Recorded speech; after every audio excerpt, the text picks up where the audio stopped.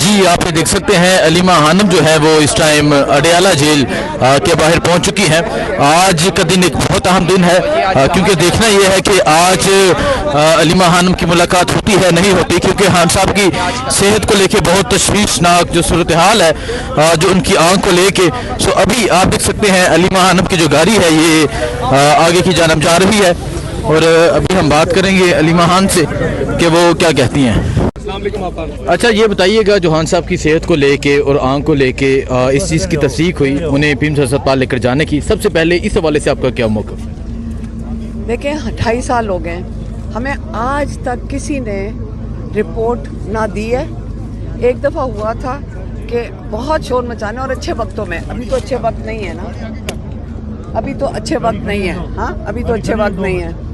تو انہوں نے ہمارا ایک ڈاکٹر آئے, ان کے سامنے عمران خان کا وہ ہم نے کہا تھا ٹیکہ کوئی نہیں ان کو لگائے گا, اور اگر بلڈ لینا ہے تو ہمارے اپنے ڈاکٹر لیں گے. تو ہمارے اپنے ڈاکٹر وہاں پہ تھے, ہم بھی جیل میں کیس کے لیے آئے ہوئے تھے اور ان سے ملاقات بھی ہوئی ہمارے ڈاکٹر اور پیمز کے ڈاکٹر سے.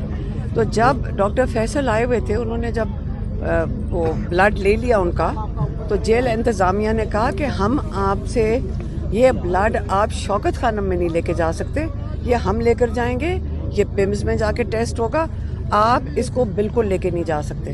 ادھر سے ڈاکٹر فیصل سے وہ فائل لے لی گئی تھی.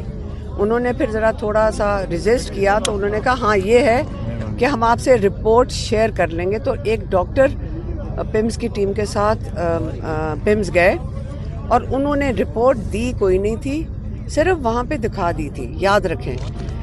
تو میں یہ سوال کرتی ہوں کہ یہ رپورٹ دیکھیں 3-4 ہاتھوں کے علاوہ یہ رپورٹ کسی کے ہاتھ میں جا نہیں سکتی. 2.5 سال میں آج تک ہمیں کسی وقت بھی رپورٹ نہیں ملی. میں آپ کو یہ بتا دوں لیک انہوں نے خود کیا, نہیں تو 3-4 جو ہاتھ ہیں اس وقت تک سسپینڈ ہو کے نکالے جا چکے ہوتے پیم سے. کیا وجہ تھی آج انہوں نے, کیونکہ انہوں نے چھپا کر رات کو لے کے گئے, یا یہ ڈرے ہوئے ہوں گے کہ کچھ ہو نہ جائے. لیکن لیک کیوں کی, ہمیں کیوں نہیں بتا دیا؟ ہمیں نہ پتا چلا کہ ہاسپٹل لے کے گئے. ہم بھی کس سے پوچھ رہے تھے, کوئی جرنلسٹ ہمارے سے پوچھا تھا, ہم ان سے پوچھ رہے تھے آپ کو کوئی خبر ملی ہے؟ ہمارے پاس کوئی ذرائع نہیں ہے کہ ہمارے پاس انفارمیشن آ سکے. ہم کبھی لائر کو فون کر, ہمارے دن نکل جاتے ہیں یہ پوچھنے میں کہ کسی کو خبر آئی ہے. سچ اور جھوٹ کے اندر فرق نہیں پتہ چلتا, ہمیں سمجھ نہیں آتی کس چیز پہ یقین کریں. ایک جرنلسٹ نے ہمیں بتایا, جو فون کرتے ہمارے سے پوچھے تھے, ہم نے کہا آپ کچھ بتاؤ, انہوں نے کہا جی کچھ نہیں ہوا ہے, کسی کو پتہ چل رہا ہے کچھ نہیں, کیونکہ پتہ نہیں پلین گاڑیوں میں لے کر گئے گے, رات کے 2 بجے لے کر گئے. پھر تھوڑی بہت اور خبر مل گئی. دیکھیں سنی سنائی ہے سارا کچھ. کوئی کہہ دے کہ جی جس ڈاکٹر نے ان کو دیکھا تھا ماشاءاللہ وہ بہت صحت مند لگ رہے تھے اور خوشگوار موڈ میں تھے. اب یہ ہمیں سنی سنائی باتیں پتہ چل رہی. ہم نے تو ان کو ملنا بالکل ضروری ہے. یہ تو بھول جائیں کہ ہم یہاں سے اٹھیں گے اگر ملاقات نہیں ہوتی, لیکن سمجھ لیں آج اگر یہ ملاقات کرا دیتے ہیں.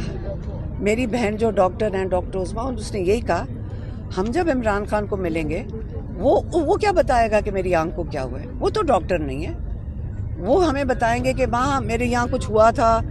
ان کو ڈیٹیلز تو نہیں پتہ, نہ ان کے ہاتھ میں رپورٹ ہے نہ ہمارے ہاتھ میں رپورٹ ہے, اور عمران خان ڈاکٹر نہیں ہے کہ ان کو پتہ چلے ان کو کیا ہوا ہے. اس لیے ہمارا مطالبہ سن لیں. ہم نے پٹیشن ڈال لی ہے اس وقت پنڈی ہائی کورٹ میں, اور اس کے اندر ایک آپ کو یاد ہوگا کہ میڈیکل رپورٹ مانگی گئی ہے.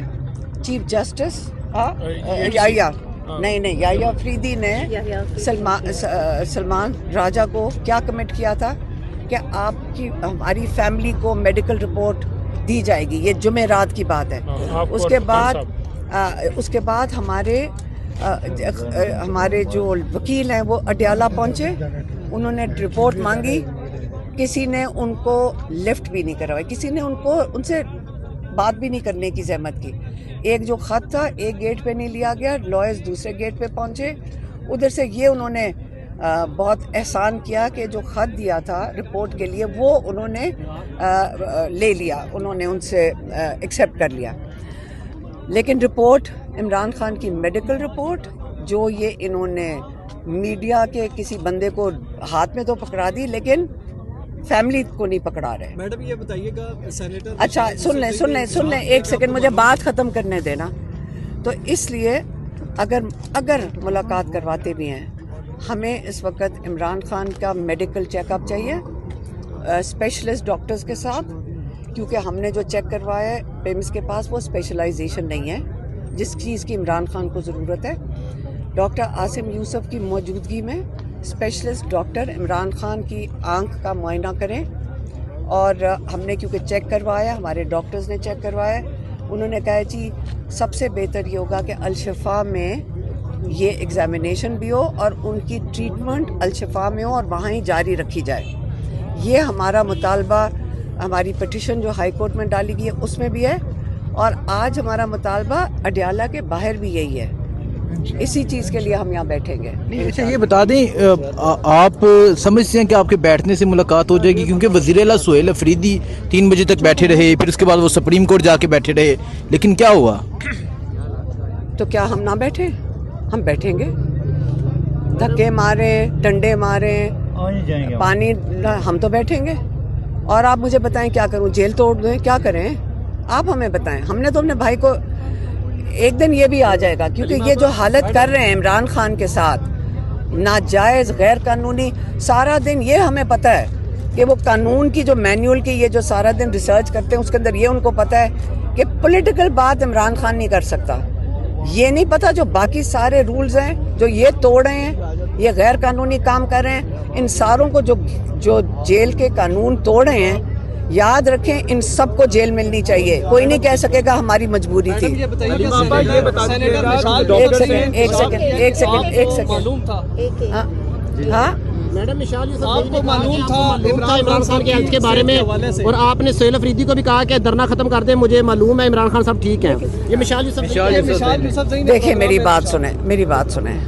میں اس لیے اس کو ڈسکس نہیں کرنا چاہتی کیونکہ وہ جن کی بھی ڈائریکشن کے اوپر اس کی ذمہ داری دی گئی ہے کہ ٹی وی پہ بیٹھ کے جھوٹ بولو، میں اس کا جواب نہیں دوں گی.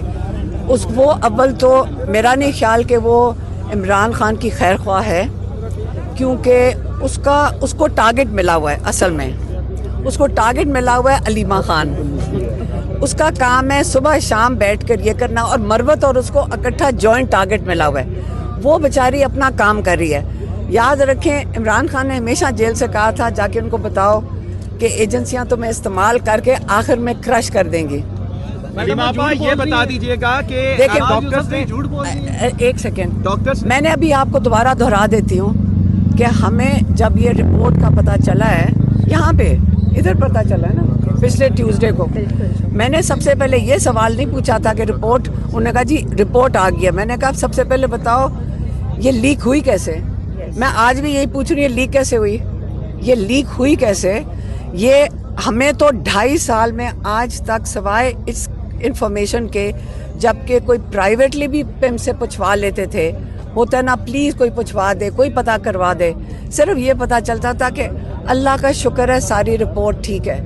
تو پوری ثابت کاغذوں کی رپورٹ اگر لیک ہوئی ہے نا، اب تک 4-5 لوگ جن کے ہاتھ سے یہ رپورٹ، صرف 3-4 لوگوں کے ہاتھ میں ہوئے گی، اب تک ان کو سسپینڈ ہو جانا چاہیے تھا، بلکہ جیل میں انہوں نے ڈال دینا تھا ان کو. تو یہ لیک اس کا مطلب انہوں نے خود کی ہے، ڈسٹریکشن کے لیے کی ہوگی. میں تو تب سے کہہ رہی ہوں. اور نہ، اور کس کا کہ میں نے کہا تھا وہ سہیل افریدی کو کہ دھرنا ختم کر دیں. آپ سہیل افریدی سے پوچھ لیں. ہم نے نہ، ہمارا کوئی تعلق ہے جمعرات کی دھرنے کا، سہیل افریدی نے دیا تھا، انہوں نے فیصلہ نہیں، آپ تھے ادھر، آپ بتا دیں. بالکل جی، متفقہ فیصلہ تھا، کسی ایک شخص کی ایما کے اوپر نہیں تھا، سب گفتگو ہوئی تھی، اور اس کے بعد یہ ہوا تھا کہ دھرنے کو سپریم کورٹ کے سامنے کنٹینیو کیا جائے گا. ختم نہیں کر رہے تھے، وہاں سے کنٹینیو جو ہے وہ صبح کیا جائے گا. یہ ساری غلط خبریں ہیں کہ کسی نے ڈائریکشن دی تھی، علیمہ اور نے دی تھی. اور سپریم کورٹ سے جب آپ اٹھ کے گئے تھے؟ جی سپریم کورٹ کے اندر سے بھی جب اٹھ کے گئے تھے تو اس کے بعد یہی ہوا تھا کہ جا کر کے پی ہاؤس کے اندر تمام لوگوں کو بلا کے اس پہ مشاورت کی جائے گی، سینئر قیادت کو بلایا جائے گا، اور اسی کو آپ نے دیکھا کہ وہاں مشاورت ہوئی اور اس کے بعد انہوں نے دیا. محمود اچکزئی تو کہہ رہے تھے صاحب، ٹھیک ہے، ان کا بھی آپ نے ویڈیو پیغام سن لیا ہوگا. میری بات سنیں، یہ نہیں انہوں نے کہا، انہوں نے یہ نہیں کہا، انہوں نے کہا کہ ان کی صحت کی، وہ جو اس وقت وہ جو اپنے اسمبلی کے اندر بات کریں گے کہ یہ 8 فروری کو، ساروں کا یہ خیال ہے کہ 8 فروری کی سے ڈسٹریکشن کرنے کی کوشش تھی، تاکہ آپ 8 فروری سے ڈسٹریکٹ کرو. ہمیں دیکھیں, میری بات سنیں, اگر آپ سارا قوم مل کے اگر آج پریشر نہیں ڈالتی, میں نے اگر حساب لگائیں 10 kg کا وزن ڈالنا ہے اس جعلی حکومت کے اوپر, 10 kg کا وزن تو ڈال دینا, تو ہم یہ کہیں گے کہ چلو 2 kg کا وزن جو ہے وہ 8 فروری پہ آپ ڈالیں, ہم ڈالیں گے. ہمارا جن کا ووٹ چوری ہوا ہے ہمارا کام ہے ڈالنا نا. ہم اگر ان پہ پریشر نہیں ڈالیں گے یہ ہمارے ساتھ یہی کریں گے, نہ ہماری ملاقاتیں نہ عمران خان کی ٹریٹمنٹ ہوئے گی. آپ سارا پاکستان ہمارے ساتھ مل کر ان کے اوپر پہلے پریشر ڈالے. آپ ووٹر ہیں, آپ ہمارا ساتھ دیں عمران خان کے, تاکہ ملاقاتیں نہیں ہمیں چاہیے, ہمیں ابھی فی الحال عمران خان کی ٹریٹمنٹ اور ہمیں عمران خان کی رہائی چاہیے. یہ انلیگل, یہ جو ناجائز قید میں اس کو ڈالا ہوا ہے, یہ جو ابڈکشن ہے یہ قید نہیں ہے. نہ ہائی کورٹ ہمارا کیس سن رہا ہے.